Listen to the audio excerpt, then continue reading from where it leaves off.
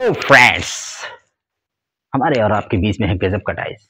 आइए let us start this lesson. Class 10 lesson name is footprints without foot, book name is footprints without feet. यानी अरे what is this. हाँ भाई, यही है हमारा जो बुक का नाम है, वही लेसन का नाम है। तो आपकी जो सप्लीमेंट्री रीडर लगी है जिसमें आपको लेसन्स पढ़ने हैं, आई थिंक 6 लेसन्स हैं आर देयर। तो उनमें जो आपका थर्ड लेसन है जो पढ़ना है आपको, इसके पहले हम लोग पढ़ चुके हैं 2। तो इसको देख रहे हैं, footprints without feet, H.G. Wales के द्वारा राइट की गई है ये लेसन।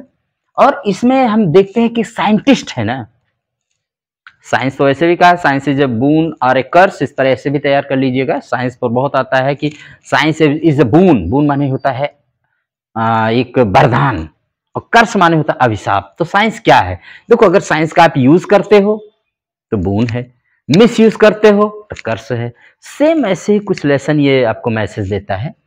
इस लेसन में हम देखते हैं कि एक साइंटिस्ट है और उस साइंटिस्ट का नाम है ना Griffin. Griffin is the scientist. और ये लेसन इसी के ऊपर है कि फुटप्रिंट्स विदाउट फीट, पैर नहीं है बट फुटप्रिंट्स हैं। यही इस लेसन का और आज आपकी बुक का नाम रखा गया है। एक ऐसा साइंटिस्ट है ये ना, जो ये खोजता है, एक मेडिसिन को ये इन्वेंट करता है, डिस्कवर करता है, और उस मेडिसिन के जरिए ये खुद इनविजिबल हो जाता है। तो लोग इसको नहीं देख पाते बट इसके फुटप्रिंट्स को देखते हैं। क्यों देखते हैं? I tell you the reason further. और एक मिसेस हॉल है, एक लैंडलॉर्ड की ये वाइफ है, wife, she is a wife of landlord. उस आइटिंग विलेज में, जहां पर इन सराय, जहां पर लोग समझते हैं छोटा मोटा होटल होते हैं गांव में, सराय बोलते हैं, इन कहते हैं उसको। तो वहां पर जाकर रहता है, वहीं पर है, उसी लैंडलॉर्ड की वाइफ है मिसेस हॉल। ये हमेशा उससे ट्राई करते हैं अपने फ्रेंड बनाने की, लेकिन वो बनाता नहीं है। इनका भी करेक्टर है और ये सुपर स्टेटस है, थोड़ा भूत प्रेत में ज्यादा विश्वास, ब्लैक मैजिक में ज्यादा विश्वास इनको रहता है। सुपर स्टेटस लेडी है। और जैफर्स एक कांस्टेबल है जो उनको अरेस्ट करने की ग्रिफिन को कोशिश करता था। Let's start this story, let us start this lesson very soon. Griffin story start होती है हमारी लंदन से। लंदन में 2 बॉयज हैं, 2 बॉयज होते हैं। मड में देखते हैं, कीचड़ में, कि यार कोई जा रहा है, समवन इज गोइंग देयर, लेकिन दिख नहीं रहा है क्योंकि उसके फुटप्रिंट्स पड़ रहे हैं। वो कहता है यार but where is the man, who is the man who is going. उनको एक कौतूहल, बस एक जैसे होता है सरप्राइज में आकर के उसको पीछा करते हैं कि यार ये हु इज दिस। और जब आगे जाते हैं तो फुटप्रिंट्स और वो सब गायब हो जाते हैं। मैन तो ऑलरेडी इनविजिबल है। तब वहां पता चलता है कि the footprints was of a scientist and the name of that scientist is Griffin. Griffin दरअसल लंदन में जिस लैंड लॉर्ड के घर में, लैंड लॉर्ड का मतलब जमींदार भी होता है, लैंड लॉर्ड का मतलब मकान मालिक। तो यहाँ जितनी बार भी लैंड लॉर्ड आएगा तो मकान मालिक ही समझिएगा आप लोग। तो लैंड लॉर्ड के जिस घर में रहता था, वो इसको ग्रिफिन को निकालना चाहता था, उसको अपने घर से इविक्ट करना चाहता, थ्रो आउट करना चाहता था। और ये लगातार मतलब experiment after experimented a lot.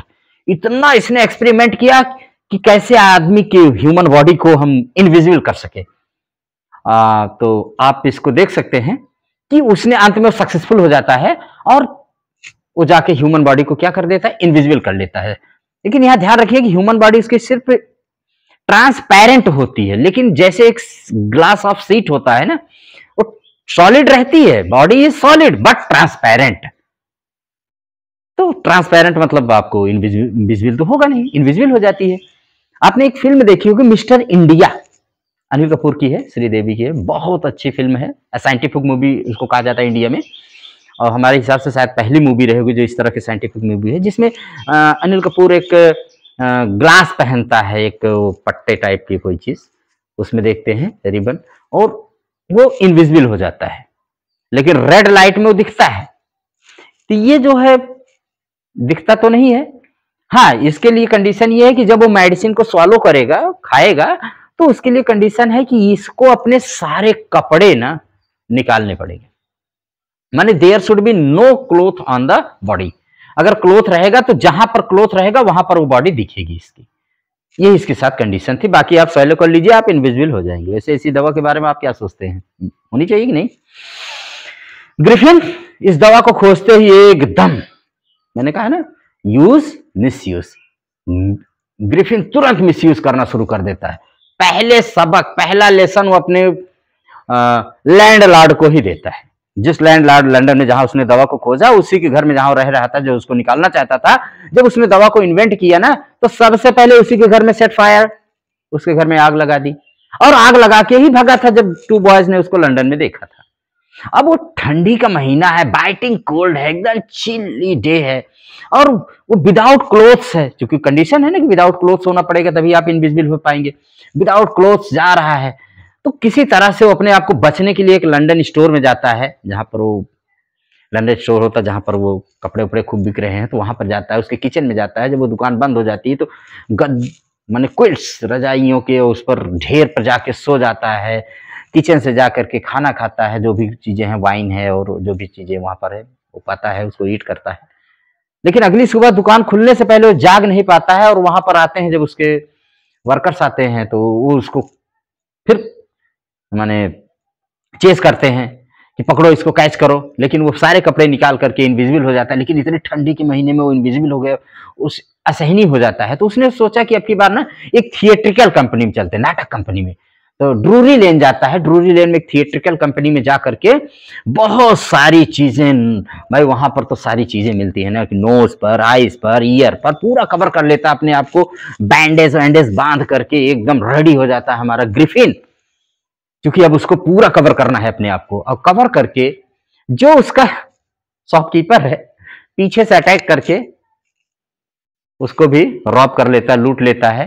और रॉब करने के बाद ये हमारा Griffin, the brilliant and eccentric and A lawless person, decide करता है यार कि चलो किसी गांव में चलते हैं। तो उसने एक गांव चुना, आइपिंग नाम याद रखिएगा, the name of the village is Iping, जिस गांव में ग्रिफिन जाता है।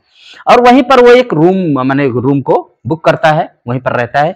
उसी की है मिसेस हॉल, उसकी लैंडलेडी होती है, वो लैंडलॉर्ड है। और ये उसको बहुत बेफ्रेंड करती हैं कि हम इससे दोस्ती कर लें, लेकिन वो बताता है कि देखो मुझसे आप दोस्ती मत करिए, मेरा एक्सीडेंट हुआ है, मेरे चेहरे पर खराबी आ गई है, इसलिए मैं थोड़ा सा लोगों से डिस्टर्ब नहीं चाहता कि लोग मुझे डिस्टर्ब करें। तो मिसेस हॉल कहते कोई भी बात नहीं, क्योंकि वो पैसा ऑलरेडी उनको एडवांस में दे चुका है, तो इसलिए मिसेस हॉल को कोई प्रॉब्लम नहीं होती है। लेकिन वो ऑलवेज ट्राई करती है उसको अपना फ्रेंड बनाने की, या उससे फ्रेंडली होने की बात तो सोचती है। वन डे व्हाट हैपेंस कि उसका स्टोलन मनी, जो पैसा चुराया था, भाई चोरी का धन कितने दिन चलने वाला है, एक ना एक दिन तो खत्म होना ही हो। आप भी याद रखिए, always earn money by good means, not by bad means. Bad means से कमाओगे तो एक दिन खूब पछताओगे। तो जो भी उसने पैसा अर्न किया है उसका चुक जाता है। उसने कहा कि मेरे पास रेंट देने के लिए मनी नहीं है, मैं इंतजार कर रहा हूँ, मेरा मनी आने वाला है। लेकिन अचानक ही एक क्लर्जी मैन के घर में एक मौका देख करके वो जाता है चोरी करने के लिए। Griffin goes to rob a clergy man, और क्लर्जी मैन देखता है कि उसके घर से कोई पैसे को चुरा रहा है। तो उसकी वाइफ और वो दोनों ट्राई करते हैं कि यार इसको कैच करो, पकड़ो। और जब वो डोर को ओपन करते हैं, देखते हैं देयर इज नो मैन, वहां तो कोई आदमी ही नहीं। लेकिन पैसा तो स्टोलन है, पैसा तो चुराया गया है, लेकिन मैन नहीं है। चुराया किसने? There is no man. और उसी समय मिसेस हॉल देखती हैं कि ये ग्रिफिन साइंटिस्ट जो है ना, इसका रूम ऑलवेज लॉक्ड रहता था, कभी खुलता नहीं था। पहली बार उसने देखा कि रूम इसका खुला हुआ है, तो ये मिसेस हॉल अपने हस्बैंड के साथ उसके रूम में जाती हैं। और जब जैसे वो जाती हैं, वहां पर ग्रिफिन आ जाता है, और उसको महसूस होता है इनको कि कोई मेरे बगल में स्निफ, कोई सांस ले रहा है, और गुस्सा आ जाता है। Becomes very very angry. वो चेयर उठा के उसी से ढकेल ढकेल के मिसेस हॉल को आउट कर देता है रूम से।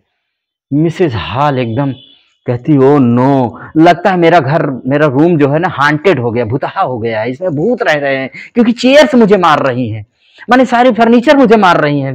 What is happening in my house. और इस तरह से एक वहां पर पुलिस को बुलाया जाता है।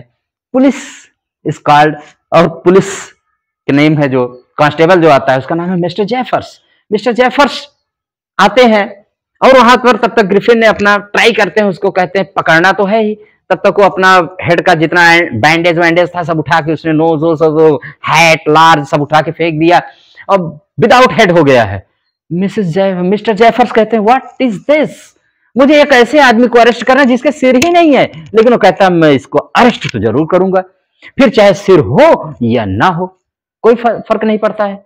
और मिस्टर जेफर्स जैसे इसको अरेस्ट करने जाते हैं, वो पंच पाते हैं कि धड़ाम से खुद ही गिर जाते हैं। और हर व्यक्ति से जो वहां पर पंच पा चुका है, ब्लो पा चुका है मुक्का, एक बार भी ग्रिफिन किसी को मारता है, सब गिरे पड़े हुए हैं और सब कोई कह रहे हैं होल्ड हिम, पकड़ो उसको, लेकिन कोई उठ नहीं रहा है खुद पकड़ने के लिए, क्योंकि जो भी उठने की कोशिश करता था ग्रिफिन उसको एक पंच दे देता था, ले बेटा तू भी ले ले। और इस तरह से जितने भी लोग ट्राई कर रहे हैं उसको पकड़ने की, nobody is trying, nobody is able to catch or arrest Griffin. इस तरह से ये स्टोरी भी एंड हो जाती है और हम इसको देखते हैं। तो इसमें क्या लेसन मिलता है, तो ग्रिफिन अपने आप को सेव कर लेता है, अपने आप को रेस्क्यू कर लेता है। ये that is the end of this lesson. Jaffers, Mrs Hall, Griffin, इन सबको रिमेंबर रखिएगा। ग्रिफिन को ही खूब अच्छे से रिमेंबर करिएगा। करेक्टर तो क्वेश्चन तो किसी पर भी आ सकता है, बट आप ग्रिफिन को खूब अच्छे से पकड़ के रखिएगा ना, वैसे ग्रिफिन किसी के पकड़ में नहीं आने वाला है। तो यही था इसमें लेसन में, इतनी ही बातें अगर आप रिमेंबर करते हैं और इसको राइट करने की आप कोशिश करते हैं, if you try to write how to answer the question, you will write. And इसका मैसेज क्या होगा, what is the message of this lesson? तो इसका मैसेज यही है बेटा कि देखो साइंस ना, साइंस माने जो साइंस को यूज करे, जो साइंस में एक्सपेरिमेंट करे साइंटिस्ट, तो साइंटिस्ट देखो यूज भी कर सकता है और मिसयूज भी कर सकता है। ग्रिफिन ने दिखाया कि कैसे हम साइंस की किसी भी डिस्कवरी को, किसी भी इन्वेंशन को मिसयूज कर सकते हैं। यहां पर उसने सब कुछ मिसयूज ही किया है, just like a criminal, just like a bad man. तो यहाँ साइंस एक बैड मैन की तरह हमको दिखाया गया है, एक बैड थिंग की तरह दिखाया गया है, लेकिन ऐसा करना नहीं। मैसेज यही दे रहा है कि अगर आप कोई चीज इनविजिबल करो ना, तो उसको गुड पर्पज के साथ करो, not for bad purpose, just like a Griffin. देखिए हो सकता है कि स्टोरी आपको इंटरेस्टिंग लगे, इंटरेस्टिंग है भी, बहुत इंटरेस्टिंग है। If you go to line or word to word go through, you will find that it is full of interest. लेकिन मैसेज क्या मिलता है, तो मैसेज उसका उल्टा मिलता है कि हमें ऐसा नहीं करना है। हमें अपनी लाइफ में जो भी इन्वेंशन, जो भी डिस्कवरी करना है ना, वो फॉर द ह्यूमन वेलफेयर करना, मानव के कल्याण के लिए करिए। और आर के सिंपल क्लासेस जैसा कि आपके लिए कर रहा है, हमारा यही उद्देश्य है, आप पढ़ें, बढ़ें, पढ़े भारत, बढ़े भारत। इसी मैसेज के साथ मैं आपको इस लेसन को एंड करता हूं। जय हिंद, जय भारत, और इस चैनल को सब्सक्राइब करिए। Thank you.